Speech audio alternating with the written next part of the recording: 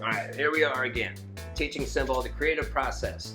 I want to talk a little bit about how all the different things that influence this.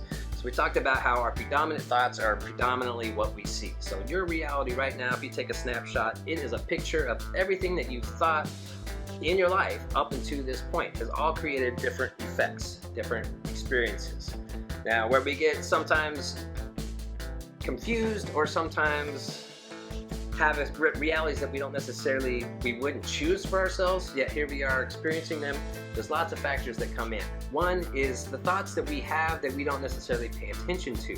So as we hold lots of thought of friction, of animosity, of incongruence, that we have chaos in our world, as we have those kind of thoughts that will go in here and create kind of chaotic results. And that is what can manifest as different health conditions. It can manifest as broken relationships, all kinds of things.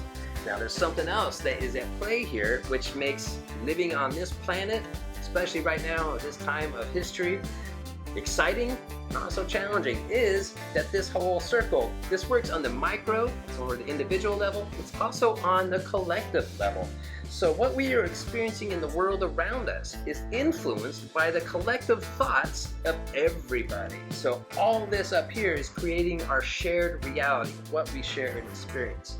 So there's lots going on. So sometimes when people start learning this knowledge, they get upset like, well, I didn't create the cancer. I wouldn't create that for myself. I wouldn't create that car accident. Well, we don't know exactly how it happens, what thoughts we're holding. There's a lot involved here.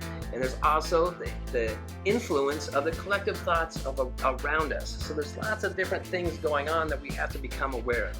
So we don't want to ever put blame on somebody for everything. Like if you take that snapshot I was talking about earlier, to take a picture of all the thoughts you had in your life. We don't want to use this as a way to blame and shame people and say, you created this yourself, your way of thinking caused all this pain and dis-ease in your life.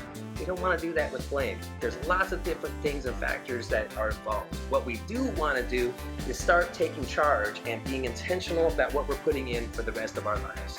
And why Ernest Holmes called this the science of mind is because we just take these ideas, don't take our word for it, try it in your life and see if you see a shift.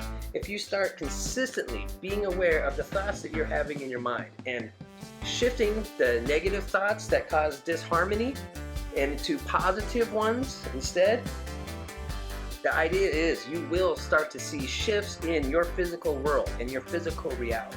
So it's not a thing to blame for the past, but it is a tool to use going forward. See if it works for you. If it doesn't work for you, then this whole thing, it's pretty much useless for you. However, everybody that I know that has really paid attention to the thoughts we're putting into our subjective mind, our subconscious mind, will start to see positive results in the world. It takes time as we're undoing like the decades of weeds that we've talked about, but it does happen. So stick with it. Be aware that we are working with many different factors, but you have a lot more control and power over what happens here than you ever thought. So that's it for this video.